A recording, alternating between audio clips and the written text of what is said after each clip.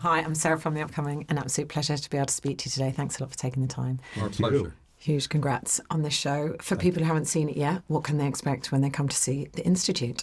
Okay, I'll start with the obvious. A compelling, entertaining show that we believe speaks to a lot of the world we're in right now, which is challenging and can be monstrous at times. But the monsters in our show are inside the characters, which Stephen King, when he does that, like he did on Mr. Mercedes, The Stand, I find it more compelling than something that has monsters, jumping out of the dark. It's that part of us that we need to tame and contain. I feel like we are, from the beginning, I'll say, when Stephen sent me the galleys 5 years ago, I was really struck by the kids in the book. And it had followed shortly, I believe, the Parkland massacre, which was the shooting in America that we suffer much too much still to this day. And when I saw those kids after the horrifying wounded experience that they all suffered, standing up against the NRA and various things and standing up against local politicians and literally had become a force, saying, get out of our way, we're going to fix this. You all, the adults, have screwed up. I feel like the phrase, the meek shall inherit the earth, when I first read the book, I thought, children will inherit the earth, but first they have to save themselves, which is very much the book and very much what Ben and I wanted to focus on for the series. And one of the things that Ben, leading our brilliant writers, brought to it was the idea that even though Tim is going to come together and their trains are going to meet in a big way, and he'll talk about this more specifically and I'll stop, is that even though ultimately the children find the strength of their powers and everything to collectively save themselves, it's very much the combination. But in terms of what people can expect, I mean, in addition to that part of to all that, well, no, but in terms of what people can expect, I do want people to know, and this has been just a touchstone for us from the beginning, is that, look, it is the book and the series is harrowing in a lot of ways, and there's kids in jeopardy, but ultimately it's also fun and triumphant. And that is certainly something that we were aware of, that we never wanted to lose sight of, and never have it feel like we're just putting an audience through something. But we're giving you laughs and pleasures along the way, and ultimately we give the catharsis of seeing these kids come together to save themselves. Can I interject one thing to that point? And that is that, and I'm not... Look, Lost was a very different show. But the one thing I learned on Lost was that most people, and it was a beautiful place to be, even though there were monsters and there was no food, and none of us wanted to crash land on an island with strangers. In fact, for years after, people would get on planes and go, ooh, do I want to be with these people? Right. But the point I'm making is that most people who watched and loved the show all said, boy, I'd like to hang out with those people for maybe 5 days until I get too hungry, and then I'll come back to my life.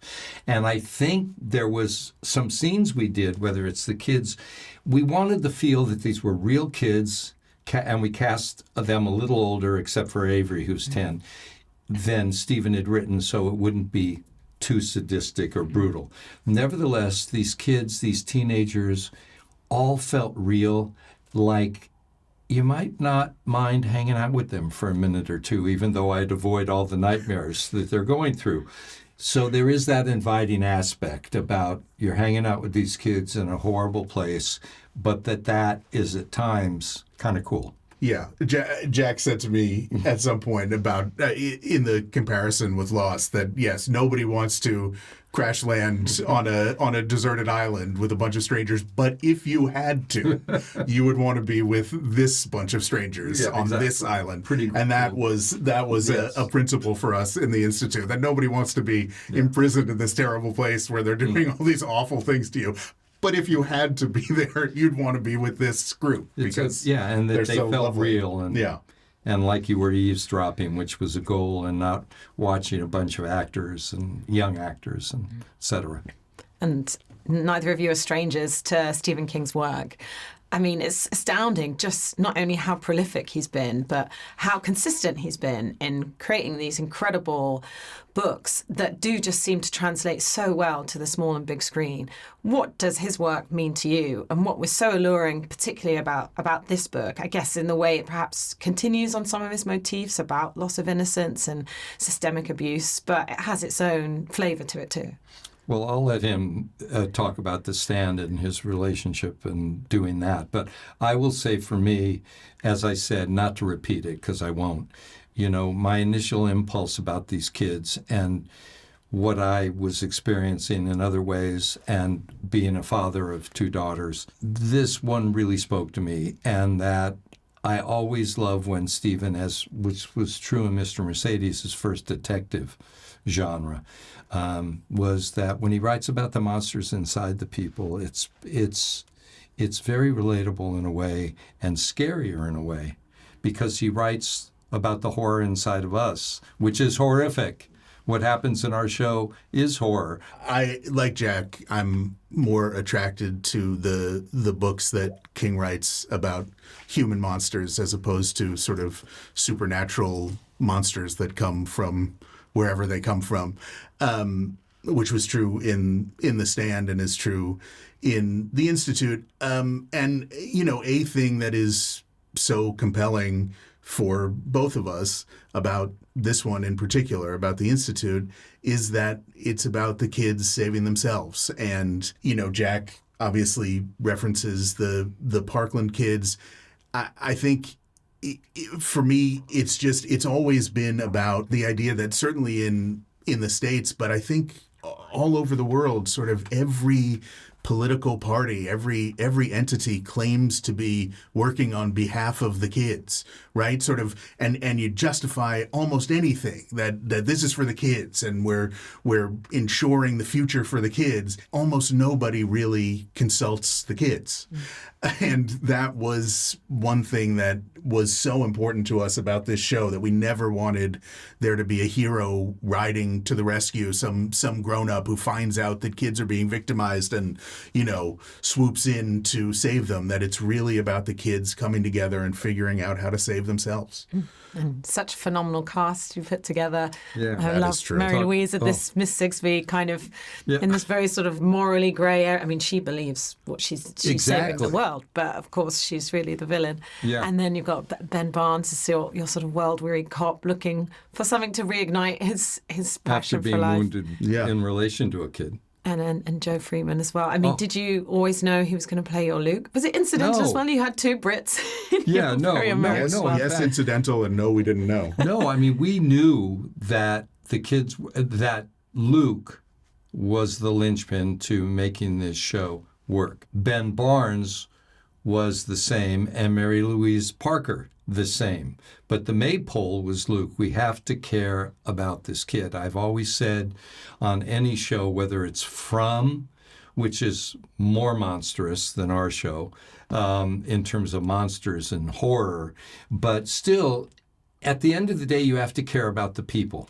And that for us, that was Luke. And the fact that we get to see Mary Louise Parker, who is so deft at weaving charm versus evil, and do it in a way that is just fresh and alive, is essential to what works in our show.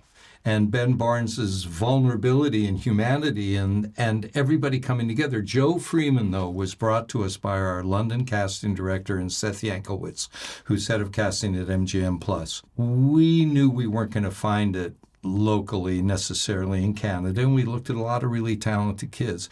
But the moment we saw Joe's tape, it was, holy moly, that is the kid. Yeah. And we all agreed. Now, granted, it was a close-up like this, and we didn't realize how tall he was. It's true. Until we get there, and it was, hi, how are you? Oh, my God, how are you? And we kept him we said there are kids who are 14 and 15 who still feel, and he's even gotten taller now.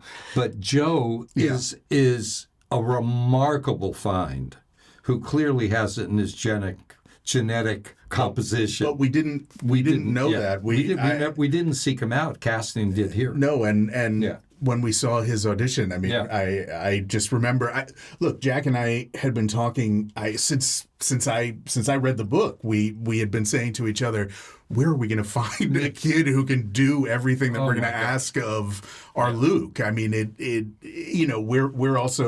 we're very sort of allergic to child actors who feel like actors, and there are so many of them. And putting them through anything. It's so difficult to find a kid who is really natural, but is also capable of just the range of things that Joe has to do on this show. Yeah, and also I will say one little quick anecdote about our kid who plays Avery. He was the youngest one in the cast. And Avery, you've seen the episodes, right? Avery is wonderful. And the first day we had all our young actors together, and most of them were in their teens and a little, I was thinking, do we need a psychologist on the set? Because I want these kids. I'm a big believer as a director that everybody should know, not to sound pretentious, but Picasso said art is a lie in search of truth. So we're all pulling rabbits out of our hats to make the audience feel like we're really living with these people, experiencing this. That's what cinema, acting, storytelling is, which has to start with a believable, great script. When we first got together, I said, I want everyone to know, and I'm going to shorten this, that anything that comes up, anything that makes you uncomfortable, if we put you in a chair and it feels uncomfortable, we're going to fake every abuse that seems these kids suffer. But speak up and say, Jack, I'm worried, this is not cool, blah, blah, blah. So I was talking to Avery's mother, and I said, there's a lot that these kids go through. And he was like 10, whatever he was. And she said, oh, he's fine. He's totally into it. He's excited. He really loved the book. And I went, what? And she said, yeah, he read it in a week. I went, it took me when I got the galleys. I'm a slow reader because I watched mainly TV and movies as a kid. Nevertheless, that's a sidebar. He read it in a week, and she said, oh, yeah. And he was walking around the sets going, oh, this is what I pictured. No, totally. Really? This kid's amazing. No, Vigo had notes. He definitely had sort of things in his head from the book and would be honest about, you know what, this doesn't look the way I thought it would. I feel like it was described differently than this. So anyway, that was a pleasure. Yeah, that was hilarious. But nevertheless, that spoke to the brilliance of our cast. Unfortunately, I'm out of time, but thank you so much for sharing all that with me. And I cannot wait for everyone else to see the Institute and, of course, enjoy your premiere here at South by Southwest London. Well, thank you, and I'm so glad you liked it. Yes, what a pleasure.